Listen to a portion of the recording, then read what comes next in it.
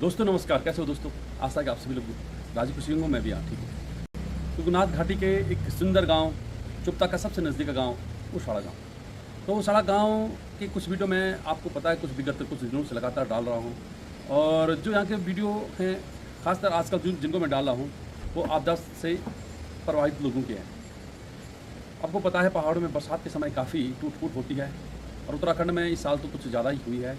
और उस आपदा की चपेट में आया है हमारा ग्राम पंचायत उसाड़ा। तो ग्राम पंचायत उसाड़ा के प्रधान श्री कुंवर सिंह बजवाल जी, आपका बहुत बहुत स्वागत है।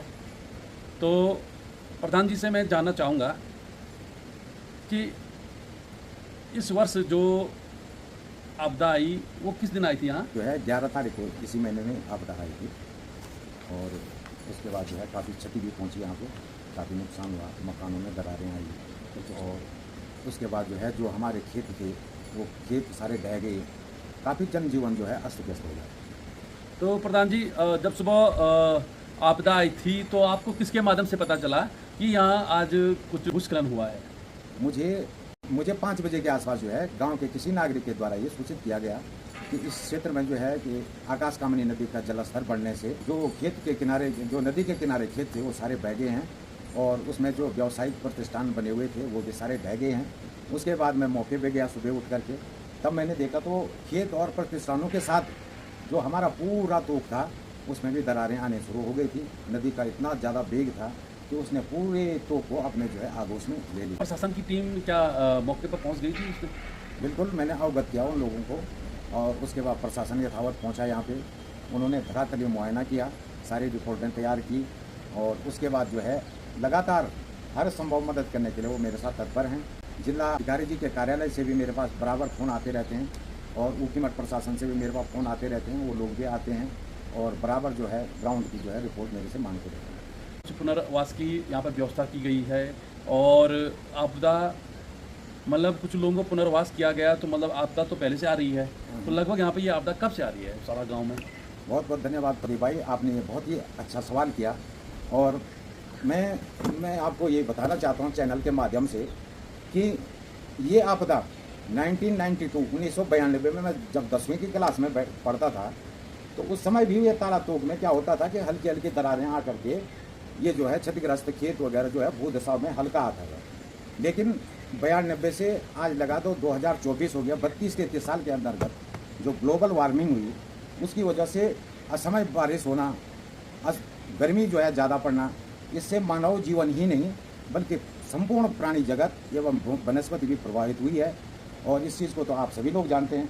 लेकिन जो बारिश ज़्यादा हुई उसकी वजह से तब से जो है लगातार भूदशाव का जो स्थिति है वो बढ़ती जा रही है और इसके लिए हम आगे भी काम करते रहेंगे। पीछे भी हमारे जितने भी प्रतिनिधि हुए हैं उन्होंने भी अपने स्तर से कार्य किए हुए हैं, लेकिन जब 2020 में मुझे अपनी ग्राम सभा का सेवा करने का मौका मिला तो हमने उस समय जो है 10 अगस्त 2020 की रात को भयंकर मूसलाधार बारिश हुई और पूरा जोन जो पहले था उससे भी कई ज़्यादा जो है भूदशाव में एक्टिव हो गया। तो उस समय जिला अधिकारी महोदय जी ने भी इस क्षेत्र का पूरा मुआयना किया।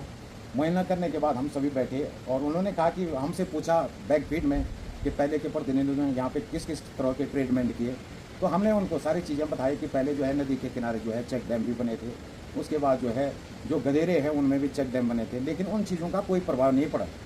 तो लास्ट में ये निर्णय लिया गया कि अब ज़्यादा इन्वेस्टमेंट करने से बढ़िया ये है कि इस तो को जो है दूसरी जगह पुनर्वासित करने में ही फायदा हो। तो बजाज जी अगर आप कह रहे हैं यहाँ पर पहले भी कुछ चेक डैम का निर्माण हुआ है, क्या फिर से चेक डैम निर्माण करके जिन लोगों के घर गौशाला ये तो टूट चुकी है उनके लिए तो पुनर्वास की व्यवस्था हो जाएगी, लेकिन उस कृषि भूमि को कुछ बचाया जा सकता है कुछ हद तक? बिल्कुल, आपने सही क्वेश्चन किया, क्योंकि आज के युग में किसी टेक्नोलॉजी को चैलेंज नहीं किया जा सकता है। आज हर चीज़ संभव होती है।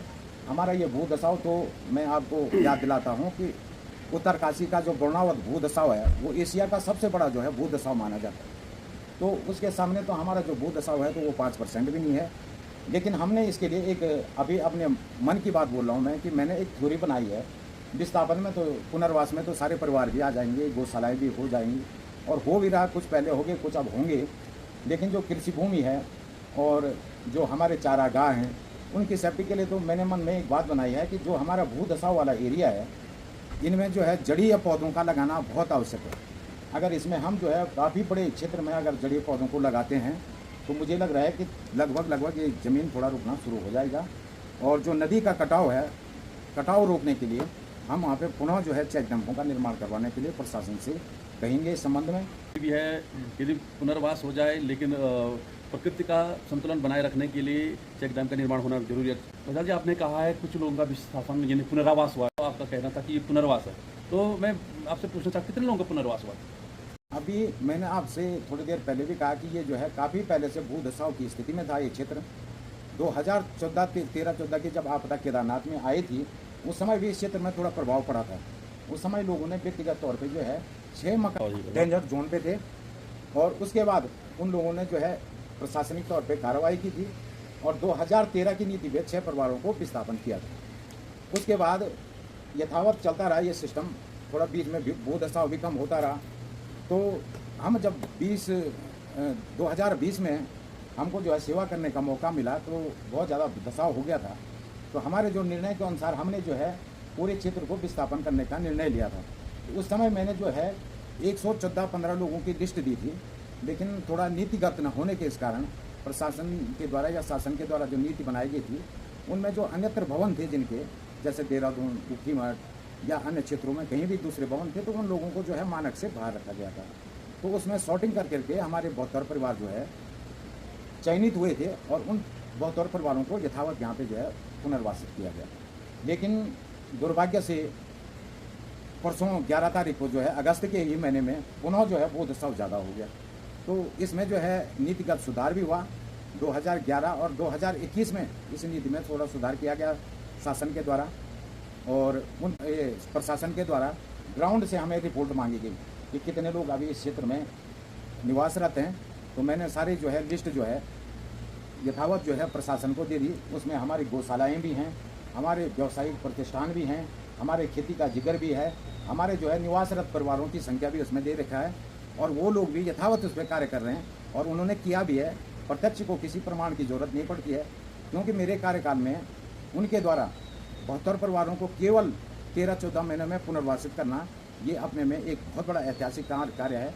जब उन लोगों ने किया होगा तो तभी तो ये कार्य हुआ। तो मैं बहुत बहुत धन्यवाद इस चैनल के माध्यम से शासन प्रशासन को भी देता हूँ कि आपने बहुत अच्छा काम पहले भी किया, और अभी भी ग्राम सभा में समस्या है, कुछ लोग जो छूटे हुए थे उनकी लिस्ट मैंने यथावत प्रशासन को दे दी, और मैं चाहूँगा कि ये लोग करेंगे, ज़रूर करेंगे और कर भी रहे हैं।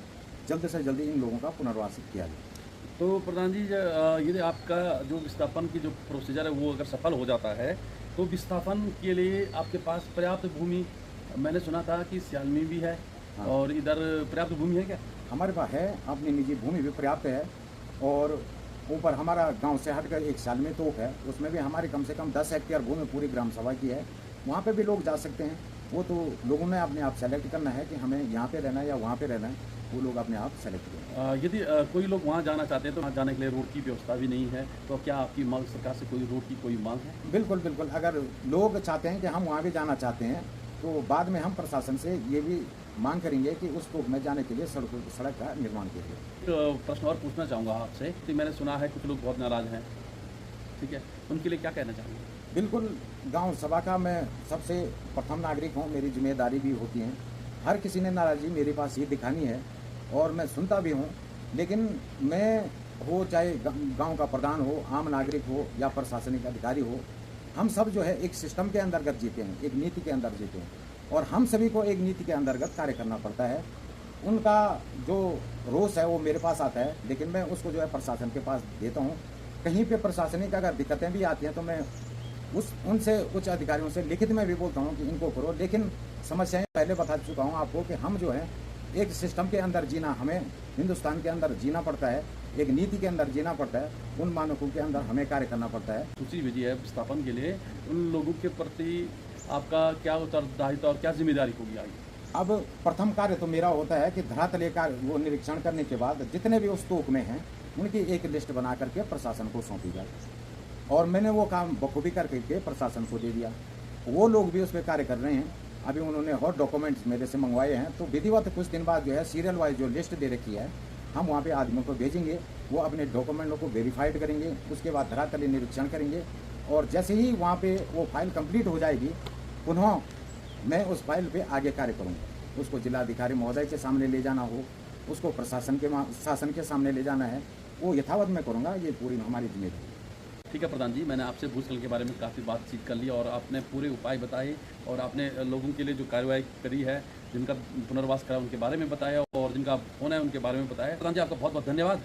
तो आप सभी लोगों को मिलता हूँ एक और वीडियो में, तब तक के लिए जय हिंद, जय भारत, जय उत्तराखंड।